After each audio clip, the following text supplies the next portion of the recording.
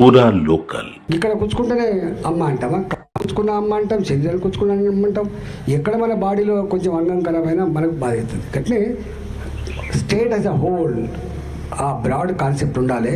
కానీ ఈయన ఇక్కడ ఉంటుంది కాబట్టి వచ్చి ఈయన టీఆర్ఎస్ గెలిపించుకున్నావు కాబట్టి లేదా బీజేపీని గెలిపించుకున్నావు కాబట్టి నీ సమస్య పరిష్కరించాలంటే సంకుచితమైన పాలకులు ఉంటే కష్టమయ్యే ఆస్కారం ఉంటుంది. కాబట్టి నేను 100 సార్లు చెప్తున్నా, పేపర్ మనకు నరసింహారెడ్డికి నాకు ఎప్పుడు కొట్లాడేస్తుంటుంది. నువ్వు చేసింది చెప్పుకుంటలేవని, చేసింది చెప్పుకోవాల్సిన అక్కడ ఉండదు, గుర్తుపెట్టుకో. అది మెల్లమెల్లగా నీ టీవీల కంటే నీ సోషల్ మీడియా కంటే చాలా ఫాస్ట్గా ప్రచారం అయ్యేది ఏందో తెలుసా? మౌత్ టు మౌత్ ప్రచారం అయిందని చెప్తాను నేను ఎప్పుడు. నేను మనిషిని నమ్ముకుంటా. వాళ్ళదేమో తొందరగా తెలుస్తుంది కావచ్చు, నాది కొంచెం లేటుగా తెలుస్తుంది కావచ్చు. కానీ లేటుగా తెలిసిన ప్రజల హృదయాల్లో చిరస్థాయిగా ఉండేది, చిరస్థాయిగా ఉంటుంది.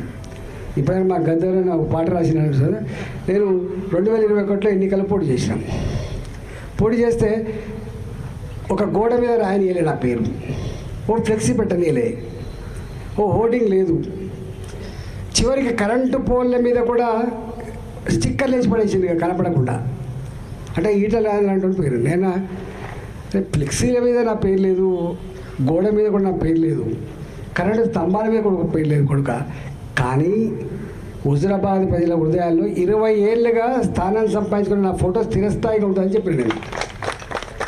నీ ఫ్లెక్సీ గాలికి పోతుంది, నీ గోడ మీద రాసింది 6 నెలలకో 7 నెలలకో చెరిగిపోతుంది, కానీ నా ఫోటో ప్రజల హృదయాలు ఉంటుందని చెప్పాను నేను. అందుకనే పాలకులు ఇది ఆశించద్దు. మీరు స్టేట్మెంట్ ఇయ్యండి, నేను చేసి పెడతా. ప్రజలు పని చేస్తే ఎప్పుడు మర్చిపోరు, గుర్తుపెట్టుకోండి. నటన చేసే వాళ్ళు ఉంటారు, పని చేసే వాళ్ళు కూడా ఉంటారు. పని చేసే వాళ్ళను గుండెల్లో పెట్టుకుంటారు, గుర్తుపెట్టుకోండి. కొంతమంది సూత్రాలు చెప్తారు, ఈయన కులం చిన్నగా ఉంది కదా, తక్కువ జనాభా ఉంది కదా, ఈయన ఇట్లు. కులాన్ని చూడరు, మతాన్ని చూడరు, మానవత్వాన్ని చూస్తారు, సర్వీస్ చూస్తారు. చెప్పే మాటకి చేసే పనికి పొంతన ఉందా లేదా అనేది గిట్రాయి తప్ప వేరే గిట్రాయి ఉండేటువంటి ఆస్కారం లేదు. నువ్వు చేయకపోయినా బాధపడరు, కానీ చేసినట్టు తపన పడితే కూడా సంతోషపడతారు. అయ్యో పాపం మా ఎంపీ గారు పాపం కష్టపడ్డాడు, కాలేదు, ఏం చేస్తాం. వెంటనే ఇవాళ మా రంగానే చెప్పాడు హైడ్రా మీద. నేను మొట్టమొదటి కొట్లాడుతున్నప్పుడు ఈటల రాజేందర్ ప్రగతికి వ్యతిరేకమా? ఈటల రాజేందర్ ప్రగతికి వ్యతిరేకమా? నో, నేను ఎప్పుడు వ్యతిరేకం కాదు. సమాజం ఎప్పుడు ప్రోగ్రెసివ్ మోడల్లో ఉండాలని కోరుకుంటుంది తప్ప సమాజం రిగ్రెసివ్ మోడల్లో ఉండాలని కోరుకోం. కానీ దాని వెనుక ఉన్నటువంటి intention is the most important aspect. నీ ఇంటెన్షన్ ఏంది? నిజంగా నువ్వు పేదవాళ్ళ జీవితాల్లో వెలుగు నింపే పని చేస్తా అంటే అది వేరు. ఇవాళ ఎంత బాధ అనిపిస్తుంది అంటే, ఇక్కడ బాజాప్తా లేఅవుట్లలో కొనుక్కున్న వాళ్ళు ఇవాళ అమెరికాకు కొడుకుపోవాలనుకుంటాడు. ఇల్లు కుదపెడదామంటే బ్యాంక్ కూడా తీసుకోడు. బిడ్డ పెళ్ళికి ఇల్లు అమ్ముకుందాం అనుకుంటాడు. నీవు ఇచ్చిన పర్మిషన్ల మీద కట్టుకున్న నా ఇల్లు ఇల్లీగల్ ఎట్లయితుంది? ఎవడు వాడు ఇచ్చినోడు? ఏ సిస్టమ్ ఇచ్చింది? కారకుడు ఎవడు? వాని పని చేయి. కానీ నువ్వు చేసిన తప్పుకు శిక్ష అనుభవించాల్సిన ప్రజలకు కాదనేటువంటి కనీస జ్ఞానం పాలకుల్లో ఉండాల్సి అక్కడ ఉన్నది. పాలకులు అంటే గివీలు. నేను ఎందుకు అనుకున్నాం మేము ఖచ్చితంగా ఇవాళ నాకు తెలిసి ఇక్కడ ఎంపీగా ఉన్నారు వారు కాబట్టి వారు తొందర చేయాలి. దీనికి మీనమేషాలు లెక్క పెట్టి ఇట్లట్లయితుంది అట్లట్లయితుంది. No, this is not fair. గిందుకోసం వేరే నీకు ప్రజల కష్టాన్ని అర్థం చేసుకున్నోడు, పరిష్కరించినోడే లీడర్. మాటలు చెప్తే లీడర్ కాదు. అందువల్ల డెఫినెట్గా ఈ నియోజకవర్గంలో పోలైన ఓట్లలో 60% ఓట్లు వేసిండ్రు. మామూలు ఓట్లు కాదు. ఇంతకుముందు దిలీప్ మన.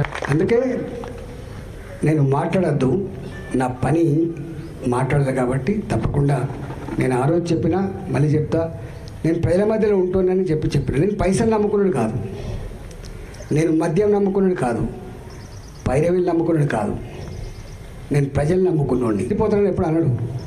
కాబట్టి నేను దాన్ని నమ్ముకున్నా. మీ మధ్యలో ఉంటా అని చెప్పినా ఉంటాను. నేను ప్రతిపక్షంలో ఉంటాడు కదా, పని చేస్తాడా? పక్కా చేస్తాడు. ఇవాళ నేను పార్లమెంట్లో అత్యధిక ప్రశ్నలు అడిగింది నేనే కావచ్చు. అధికార పార్టీలో ఉండి కూడా అడిగిన నేను నేషనల్ ఈ గ్రీన్ ఫీల్డ్ హైవేస్లో ఉన్నప్పుడు రోడ్లు వేసినాం బాగానే సంబరపడుతున్నాం, కానీ దాని వెనుక నలిగిపోతున్న ప్రజల జీవితాల గురించి కూడా ఆలోచించండి, రైతుల గురించి ఆలోచించమని చెప్పి అధికార పార్టీలో ఉండి నేను మాట్లాడుతున్నాను. మా స్పీకర్ గారు సపోర్ట్ కూడా ఇచ్చిండు. అరే మీరు ప్రతిపక్ష పార్టీలు మీరు మాట్లాడుతున్న ప్రజల పక్షాన, మా పార్టీలో ఉన్న మా ఎంపీ గారు మాట్లాడిస్తున్నారు ఈ నలిగిపోతున్న జీవితాల గురించి సపోర్ట్ కొట్టమని కొట్టించింది. నిన్న మొన్న ఒక సర్వే ఇచ్చిండ్రు.